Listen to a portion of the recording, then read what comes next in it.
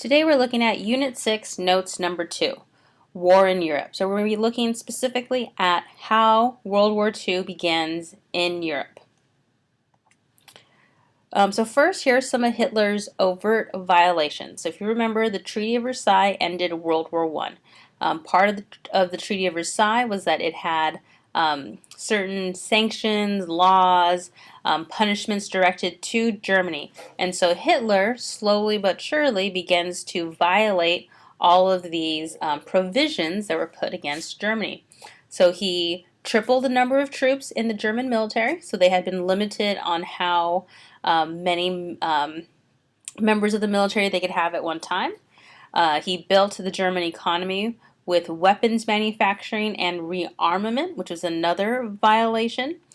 He reoccupied the Rhineland, which was a territory that was taken away from them. So he reoccupied in March of 1936 with German troops along the French border. And he openly refused to pay German war reparations. And so little by little, he's completely disregarding the Treaty of Versailles and also kind of just testing the waters, because there's 1, 2, 3, 4 big violations, and yet no one is stepping in to say, no, you can't have the Rhineland. No, you have too many people in your military. No one's willing to call him out, call out Germany, and say, you can't be doing this. So there's direct violations. And if you kind of see a theme here, you're increasing your military, developing, manufacturing weapons, he is preparing for war. All of these things he's doing is part of his strategy to get the country ready. So the Anschluss and the Sudetens. Hitler saw the Treaty of Versailles as illegitimate, which is probably why he violated it. He didn't feel like it was necessary. So he begins to execute his plan for German reunification and European domination. March 12, 1938, Hitler orders German troops into his homeland of Austria. So while Austria is a separate country from Germany, they have a common Germanic heritage. Austria is filled with 6 million Germanic people. So they all speak German, have this common traditions, culture, and so he wants to unite Germany and Austria together as one, huge Germanic empire. And so when this happens, this is known as the Anschluss. It is the unification of Germany and Austria. It's not a takeover. I mean, it is a takeover, but the people of Austria wanted to be part of Germany, or I should say the majority of them did. So the Nazis came into Austria. It was basically a parade. People are cheering. So it wasn't an attack, but yes, he did. Germany did, encompass, Austria, but became part of the Germanic Empire. So Hitler then turns his attention to the Sudetenland in Czechoslovakia. So the Sudetenland is a region in Czechoslovakia that is close to, Germany and Austria, and it has a higher Germanic population. So Hitler felt that the Sudeten region should be part of his Germanic Empire. But that land is part of Czechoslovakia. So the country doesn't want to just hand over their land, their territory. So this is kind of one of the first conflicts of the war begins, or leading to the war. So Hitler's Lebensraum, basically living space, and so he felt for all the Germanic people, they needed extra space. Where are they all going to live? Which is why he's going out to kind of extend territory to Germany. So we have Germany here, and that also includes, Austria is down here. And then the region of the Sudetenland, we are talking about this red region here. So it's bordering Germany. So it's the western part of Czechoslovakia. And then before we talked about the Rhineland. So the Rhineland is this diagonal portion here. So the Rhineland was created kind of as this buffer zone because France didn't want to have such a close border to Germany. So it was meant to kind of give them this feeling that Germany just couldn't just invade through their country. But now Germany has taken that land back. So something must be done to calm tensions and prevent war in terms of the Sudeten conflict. Britain and France pledged to protect the democratic Czechoslovakia. Hitler claimed he wanted the Sudetenland to protect the Sudetens from Slavic abuses. So the Munich Conference was established. Hitler calls British Prime Minister Neville Chamberlain to Munich to negotiate. So these countries are meeting to kind of decide what should be done. Hitler wants the Sudetenland. Czechoslovakia doesn't want to give him the Sudetenland, and it should kind of be a cut and dry. This land doesn't belong to you. But things turn out a little bit differently. Hitler kind of makes his case saying that, there's a high Germanic population, they need to be united, be part of our, Germanic Empire. He also claims he's not making any other territorial demands. So because Great Britain and France were eager to avoid war, this is only now, less than 20 years after the end of World War I, the Great War, no one wants to go to war. So they're trying to find ways to solve this problem without having to go to war. So they use this policy of appeasement, which is to give in to the principles, to grant concessions in order to avoid conflict. So you give them what they want because you just want the problem to go away. You don't want it to escalate. And that's exactly what they did. So September 30th, 1938, the Munich Agreement is signed and Hitler gets the Sudetenland. And so part of the agreement was also that he wasn't going to make any other territorial demands. He wasn't going to make any invasions, specifically to Czechoslovakia.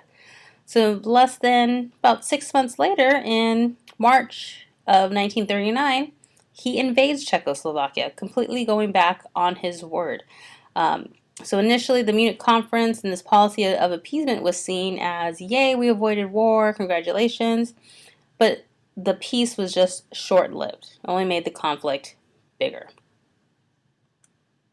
So here's a picture from the Munich Conference. You have Hitler in the center. You have the British Prime Minister, Neville Chamberlain, over here. So, and then the final straw. So Poland and declaring war. So Hitler also wants Poland, but there's a problem with Poland. Both Hitler and Stalin from the Soviet Union have claims to it. Both want it because it's in between, close to both their countries. Great Britain and France pledged to protect democratic Poland. Hitler knows that Poland means war in the West, so he invades Poland. He knows he's going to be going to war. It's kind of like that big of an event. But he also wants to avoid war in the East with Stalin. He's okay with invading Poland. He's okay with having that mean he's going to war with Great Britain and France, but doesn't want to also include Stalin in that mix. So in August of 1939, Hitler and Stalin sign a non-aggression pact. And so with a non-aggression pact, they're not forming an alliance. They're not agreeing to work together. They're kind of agreeing to stay out of each other's way. So Hitler says, I'm going to invade Poland from the western side, and then also you can invade Poland from the eastern side and kind of take the land that you wanted. And he's mostly just kind of putting everything up front so that way Stalin knows that he has no plans to invade the Soviet Union. And so Stalin is okay with that, and they agree not to fight each other. Stalin agrees not to enter whatever conflict's going to begin by him invading Poland.